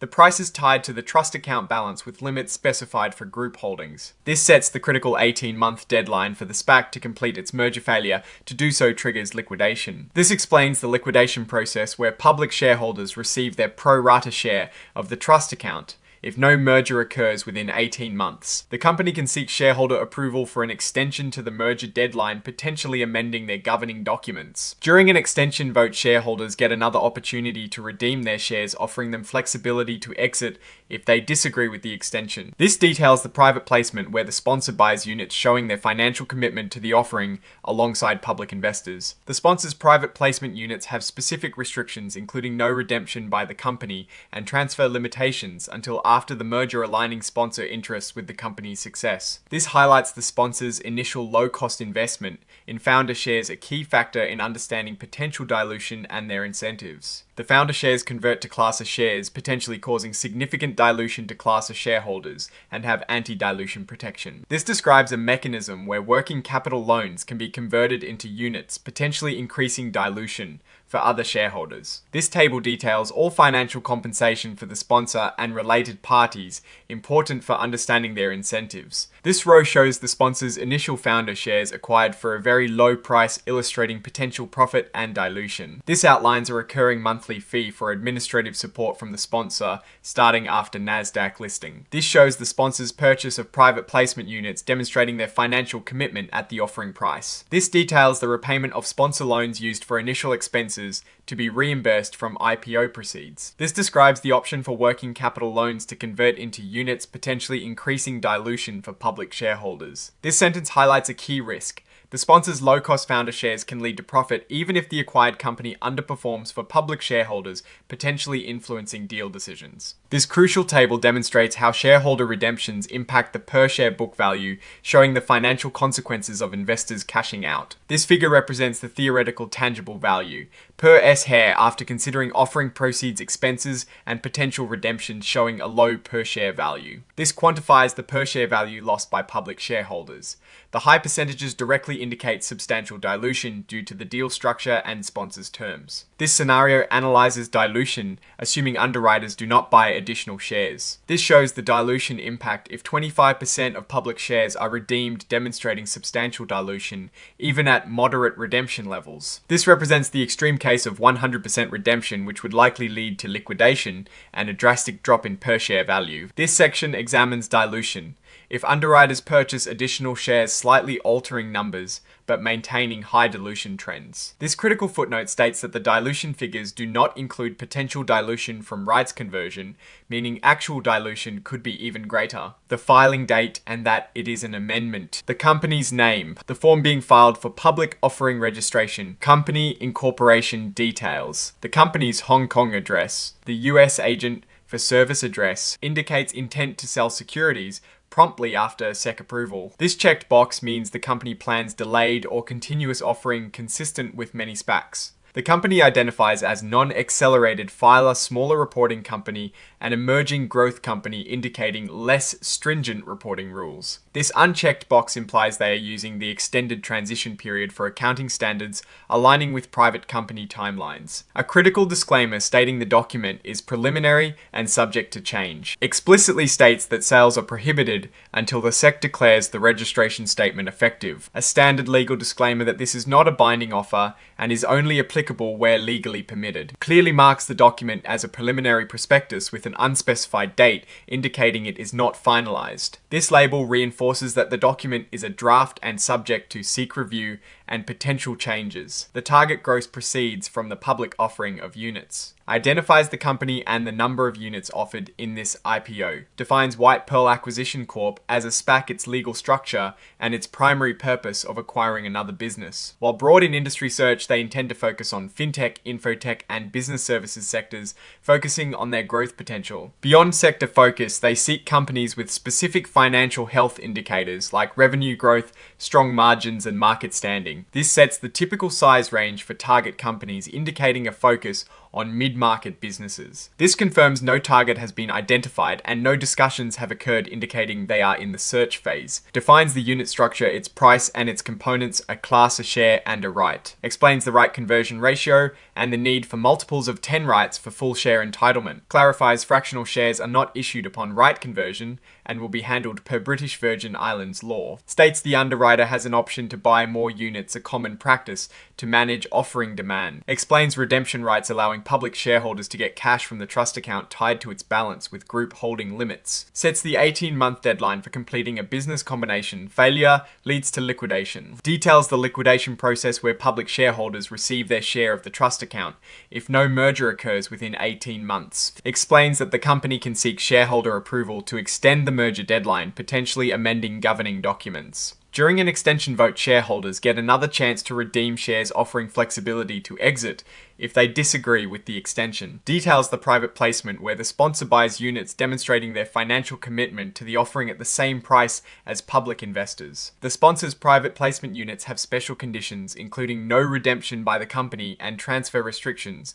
until after the merger, aligning sponsor interests with the company's success. Highlights the sponsor's initial low-cost investment in founder shares, a key factor in potential dilution and sponsor incentives. Founder shares convert to Class A shares, potentially causing significant dilution to Class A shareholders, and have anti-dilution protection. Describes a mechanism where working capital loans can convert into units, potentially increasing dilution for public shareholders. This table details all financial compensation for the sponsor and related parties, crucial for understanding their incentives. Shows the sponsor's initial founder shares acquired for a very low price, highlighting potential profit and dilution. Details a recurring monthly fee for administrative support from the sponsor after NASDAQ listing. Shows the sponsor's purchase of private placement units at the offering price, confirming their financial commitment. Covers repayment of sponsor loans for initial expenses to be reimbursed from IPO proceeds. Describes the option for working capital loans to convert into units, which can increase dilution for public shareholders. Highlights a key risk: the sponsor's potential profit from low-cost founder shares regardless of the SPAC's performance for public shareholders, potentially influencing deal decisions. This crucial table shows how shareholder redemptions impact per share book value, indicating financial health under various scenarios. Represents the theoretical tangible value per S-Hair, after considering offering proceeds, expenses, and redemption, showing a low per share value. This quantifies the per share value lost by public shareholders due to the deal structure and sponsors' favorable terms with high percentages, indicating substantial dilution. Analyzes dilution, assuming underwriters do not purchase additional shares. Shows dilution impact if 25% of public shares are redeemed, demonstrating dilution even at moderate redemption levels. Represents the extreme case of 100% redemption, likely leading to liquidation and a drastic drop in per share value. Examines dilution if underwriters purchase additional shares, slightly altering numbers, but maintaining high dilution trends. This critical footnote states that the dilution figures do not include potential dilution from rights conversion, meaning actual dilution could be even greater. The company identifies as an emerging growth and smaller reporting company, benefiting from reduced regulatory burdens. A direct warning about the inherent risks of investing in the company's securities. Directs readers to the risk factors section for a comprehensive list of risks associated with the investment. This highlights a key difference from some other SPAC offerings. Investors in this offering do not get the added protections of Rule 419. This shows the price per unit and the total gross proceeds from the public offering. Details the underwriting discount per unit and the total amount payable to underwriters from the offering. Shows the net proceeds per unit and the total expected to be received by the company before other expenses. This outlines the significant portion of the proceeds designated for the trust account managed by Continental Stock Transfer and Trust Company. This is a critical risk disclosure concerning the trust account. creditors' claims could potentially supersede public shareholders' claims on these funds. This confirms the offering is on a firm commitment basis, meaning the underwriters are obligated to purchase all the units they offer. This is a standard SEC disclaimer, ensuring investors know that official approval of the securities or the prospectus contents has not been granted. This warns against any claims of SEC approval of the securities or truthfulness of the prospectus. This states that the offering is not being made to the public in the British Virgin Islands. Identifies D. Boral Capital as the sole book running manager for the offering. Indicates the prospectus is dated, but the specific date is yet to be filled in, showing its preliminary nature. This marks the beginning of the table of contents which guides readers through the document structure. This section provides a high-level overview of the key aspects of the offering. This section details the numerous risks investors should consider before investing. This note warns that statements about the future are predictions and may not come true. This section explains how the company intends to use the money raised from the offering. This explains the company's current dividend policy, which is not to pay dividends before a business combination. This details how investors' ownership value might decrease due to the structure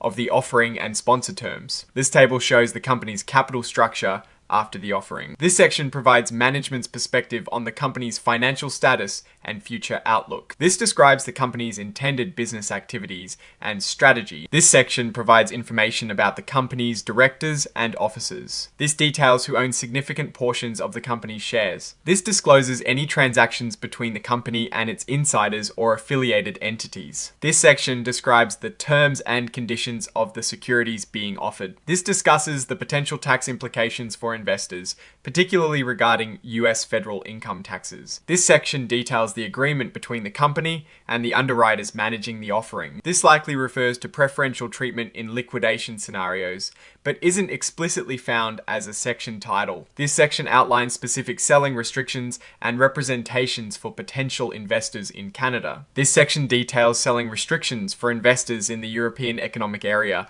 in compliance with the Prospectus Directive. This section provides selling restrictions and disclosures for potential investors in Hong Kong. This section outlines selling restrictions and requirements for investors in Singapore. This section details selling restrictions and warnings for investors in the Dubai International Financial Centre. This section provides selling restrictions and disclosures for potential investors in Australia. This section outlines selling restrictions for potential investors in Switzerland. This section details selling restrictions for potential investors in Italy and requirements for financial intermediaries. This section states that no public offer is permitted in the Cayman Islands. This section confirms the legal counsel involved in the offering. This section identifies the independent registered public accounting firm and their role. This directs readers on how to access more company filings and information. This indicates the beginning of the financial statements section. This is the auditor's report on the financial statements. The auditor's opinion on the fairness of the financial statements. This is a critical note from the auditor,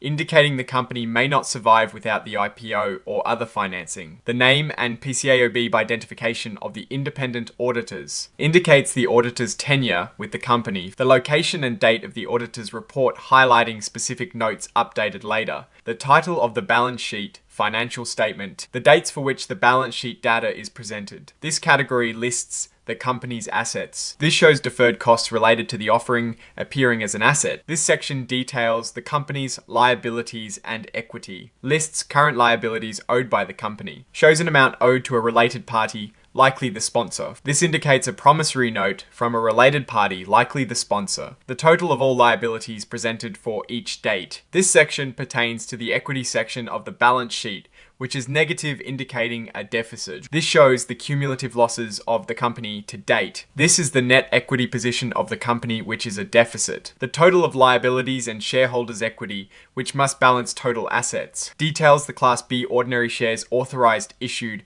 and outstanding. This standard note reminds readers that the financial statements should be read in conjunction with the accompanying notes. Title of the Statement of Operations specifies the periods covered by the Statement of Operations. These are the costs incurred by the company related to its setup and initial operations. The company incurred a loss before considering taxes in all periods presented. The company has consistently reported net losses since its inception. This shows the weighted average number of shares outstanding, which has remained constant, indicating no complex share structures yet. The net loss per Class B share reflects the losses distributed across the outstanding shares. This footnote clarifies that certain Class B shares are subject to forfeiture, which affects the calculation of weighted average shares for loss per S hair. Standard reminder to read the notes accompanying the financial statements for full context. Title of the statement of changes in shareholders' equity specifies the reporting periods for changes in shareholder equity, shows the Class B ordinary shares and related amount in the equity statement, indicates the country associated with the accounting standards followed, identifies the independent registered public accounting firm and its PCAO registration number, indicates the start date of the auditor's relationship with the company, the location and date of the auditor's report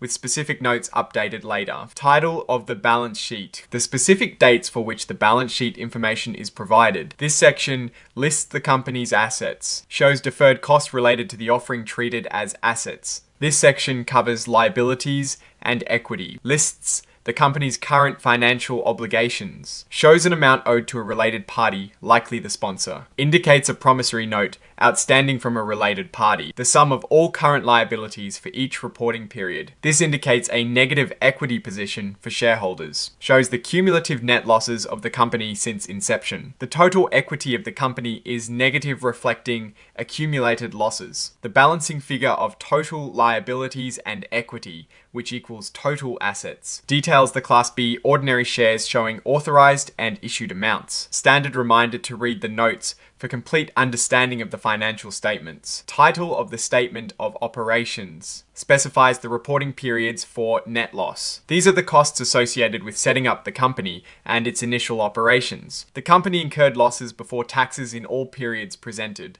This highlights its pre-revenue nature. The company has consistently reported net losses, indicating it has not generated revenue yet. Shows the weighted average shares outstanding remaining constant, indicating no significant share changes during these initial periods. The net loss per Class B share reflects the overall loss distributed across the outstanding shares. This footnote notes that certain Class B shares might be forfeited, impacting share calculations and potentially the number of shares outstanding. A standard reminder to read the accompanying notes for a complete understanding of the financial statements. Title of the statement of changes in shareholders' equity specifies the reporting periods for changes in equity. This refers to Class B ordinary shares and their associated amount in the equity statement. This shows the issuance of founder shares to the sponsor and the associated capital contribution. The net loss directly reduces the total shareholders' equity. This represents the state of shareholder equity at a specific point in time after initial transactions. The net loss for the subsequent period further reduces the equity. The final equity position showing a significant deficit after losses. Standard statement reminding readers to consult the notes for detailed financial information. Title of the statement of cash flows specifies the time periods for which cash flow information is provided. This section shows the cash used in operations,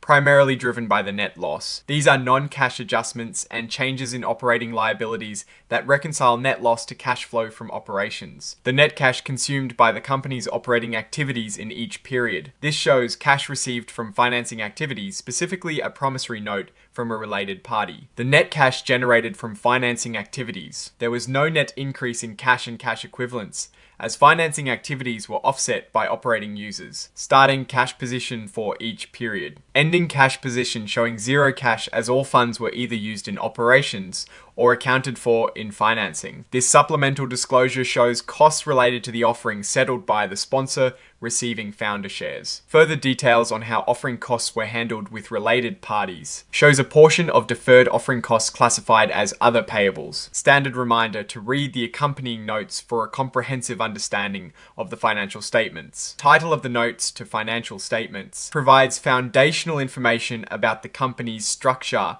and purpose. States the company's name, legal structure, place of incorporation, and formation date. Defines the core purpose of the SPAC, to find and merge with another business. Confirms no target has been identified or discussed, which is standard for early stage SPACs. Highlights that the company has no operational revenue and expects none until after a merger. Indicates that any income before a merger will come from interest on funds, not from operations. Specifies the company's fiscal year end date. Identifies the sponsor and its legal structure and domicile. Describes the financing structure involving a public offering of units and a simultaneous private placement of units to the sponsor. Details the composition of each unit offered in the IPO. Management has discretion over proceeds, but substantially all is earmarked for the business combination after considering taxes. States the minimum fair market value requirement for the target business relative to the trust account balance at the time of signing a definitive agreement. This sets a threshold for acquisition to avoid being classified as an investment company under US law. Explains the accounting treatment for redeemable shares, classifying them as temporary equity. Mandatorily redeemable shares are classified as liabilities. Conditionally redeemable shares not solely controlled by the company are classified as temporary equity. Details the company's accounting policy for changes in redemption value. Defines the completion window as the 18-month period to finalize a business combination or an extended period approved by shareholders. This outlines the liquidation procedure if the SPAC fails to find a target within the completion window, detailing the redemption of public shares and dissolution process. Details the waivers by the sponsor and insiders regarding their redemption and liquidation rights.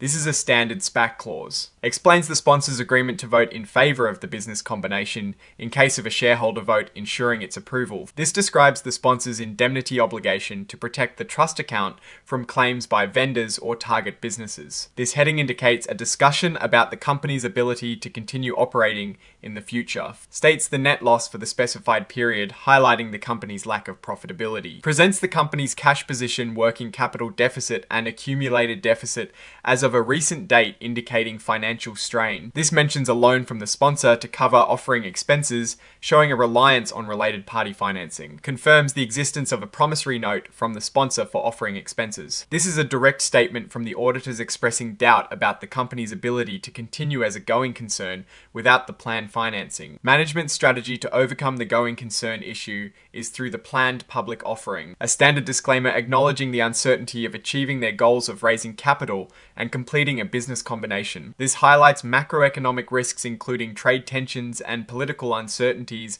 that could impact the company and its potential acquisitions. The current geopolitical conflicts are presented as a risk that could negatively impact the company's ability to complete a merger and the operations of any acquired business. This notes that financing for a transaction could be negatively affected by market volatility due to global conflicts, potentially making it harder to raise capital. The company acknowledges the unknown extent of the impact of geopolitical events and sanctions on their business. This important note states that the financial statements do not reflect any potential adjustments related to these geopolitical uncertainties. This explains the accounting standard used for segment reporting, which is standard practice. Defines what constitutes an operating segment for reporting purposes based on how management evaluates the business. Identifies the CODBEAM as the CEO, CFO, and chairman, who reviews the company's performance holistically. Management has concluded the company has only one operating segment due to its current structure and activities. Assets are not broken down by segment because the CODMEM evaluates them at a consolidated level. Net loss is the primary metric the CODM uses to assess segment performance. This defines ASSE Topic 280, the standard for segment reporting, explains the definition of operating segments based on revenue incurrence of expenses and evaluation by management, identifies the CODBAM and their role in resource allocation and performance assessment based on overall company results, states that the company currently operates under a single reportable segment structure. Assets are not segmented for disclosure as they are evaluated on a consolidated basis by the COD. Net loss is the primary financial metric used by the CODMEN to evaluate segment performance. This marks the beginning of the section discussing events that have occurred after the balance sheet date. Standard language indicating a review of events post balance sheet date. This states that no material subsequent events requiring adjustment or disclosure were identified in the review. This indicates modifications were made to the terms of the public offering in November 2025. The deadline to complete the business combination was shortened from 24 to 18 months. The conversion rate for rights into class of shares was increased, meaning each right now gets more shares upon merger. This describes a transaction where the sponsor paid for founder shares and the company repurchased some of them, a complex share restructuring related to updated offering terms. Indicates that updates to share information have been incorporated into the relevant notes of the financial statements. This marks the beginning of the section containing supplementary information, not typically included in the main prospectus body. This item details the estimated expenses associated with the issuance and distribution distribution of securities beyond underwriting commissions. Estimates the legal costs associated with the offering. Estimates the accounting costs for the offering, includes costs related to filings with the SEC and FINRA, covers fees for listing the company's securities on the NASDAQ exchange. This represents the initial fee payable to the trustee of the trust account, covers the costs for printing and engraving offering documents, includes expenses that the underwriters are accountable for related to the offering, a catch-all category for other unforeseen expenses related to the offering, the total estimated expenses for the offering excluding underwriting commissions. This analysis highlights the substantial costs involved in the IPO process beyond the direct underwriting fees. This section outlines provisions for indemnifying directors and officers against legal claims, explains that BVI law generally permits broad indemnification for directors and officers, but excludes willful misconduct or criminal acts, details the indemnification policy ensuring it aligns with legal maximums provided the individuals acted in good faith. This important disclaimer from the SEC states that indemnification for liabilities under the Securities Act is against public policy and thus unenforceable. This item details any securities sold prior to the IPO that were not registered under the Securities Act, describes the initial issuance of founder shares to the sponsor at a very low price, details a subsequent transaction involving founder shares including issuance and repurchase, clarifying the final founder share count, explains the legal basis for the exemption from registration for these private placements, specifically Section 4, R2 of the Securities Act, confirms the sponsor meets the criteria for an accredited investor, a requirement for certain private placements, details the sponsor's commitment to purchase private placement units at the IPO price simultaneous with the public offering, clarifies that the private placement occurs at the same time as the IPO closing. This item lists the exhibits and financial statement schedules included with the registration statement, indicates that the exhibits are listed after the signature page and are incorporated by reference, directs readers to page F-1 for the index to the financial statements. This section contains specific undertakings by the registrant related to the registration statement and securities, an undertaking to provide necessary share certificates to the underwriter at closing. This is a crucial legal statement advising that SEC considers indemnification for Securities Act liabilities against public policy and thus unenforceable. This undertaking clarifies that each post-effective amendment is treated as a new registration statement for liability purposes. This undertaking states the registrant will be considered a seller of securities to purchasers in the initial distribution irrespective of the underwriting method. This marks the end of the main content and the beginning of the signature section. The signature block indicating the registrant has authorized the signing of this amendment. The signature of Nafat Siramonkorkusum, the authorized signatory. Nafat Siramonkorkusum's title indicating his role in authorizing the filing. Nafat Siramonkorkusum's additional designation signifying his responsibility for financial reporting. Heading indicating the section for the U.S. representative's signature. Signature of the authorized U.S. representative Cogency Global Inc. The name and title of the authorized U.S. representative. The signature of Colleen Addy Vries, the representative. Colleen Addy Vries' title at Cogency Global Inc. marks the beginning of the list of exhibits filed with the registration statement. Column header for exhibit numbers. Column header describing each exhibit. Lists the form of underwriting agreement as an exhibit. Lists the company's governing documents as an exhibit. Lists the form of the amended governing documents as an exhibit. Lists a specimen certificate for the units being offered. Lists a specimen certificate for Class A ordinary shares. Lists a specimen certificate for the rights. Lists the rights agreement with the transfer agent as an exhibit. Lists the legal opinion from OGA regarding British Virgin Islands law. Lists the legal opinion from Loeb and Loeb LLP regarding US law. Lists the promissory note from the sponsor as an exhibit. Lists the form of letter agreement with insiders and the sponsor. Lists the trust agreement with the trustee as an exhibit. Lists the registration rights agreement for certain shareholders. Lists the subscription agreement for the private placement. Lists a specific subscription agreement with the sponsor dated the 25th of November 2025. Lists the purchase agreement for the private placement units. Lists the form of indemnity agreement. Lists the administrative services agreement with the sponsor. Lists the company's code of ethics as an exhibit. Lists the consent from the independent auditors WWCPC. Lists the consent from OGA already included in another exhibit. Lists the consent from Loeb and Loeb LLP already included in another exhibit. Lists the audit committee charter as an exhibit. Lists the compensation committee charter as an exhibit. Lists the nominating committee charter as an exhibit, lists the consent of director Joseph Shu Wing Chow, lists the consent of director Yuxun Sunday, lists the consent of director Jiang Huafeng, lists the table detailing filing fees paid, indicates the presence of an inline XBRL instance document for interactive data, indicates the presence of an inline XBRL schema document, indicates the presence of an inline XBRL calculation link-based document, indicates the presence of an inline XBRL labels link-based document, indicates the presence of an inline XBRL presentation link-based document, indicates the presence of an inline XBRL definition link-based document, refers to the cover page interactive data file formatted as inline XBRL, indicates exhibits that are filed along with this amendment, indicates exhibits that were filed in a previous submission. This section lists specific undertakings made by the registrant, an undertaking to provide necessary share certificates to the underwriter at closing for prompt delivery, a critical legal statement clarifying that the SEC views indemnification for securities, act liabilities as against public policy and thus unenforceable, marks the beginning of the registrant's undertakings regarding the registration process. Undertaking that information in a Rule 430, a prospectus, is considered part of the registration statement upon its declaration of effectiveness. Undertaking that each post-effective amendment is treated as a new registration statement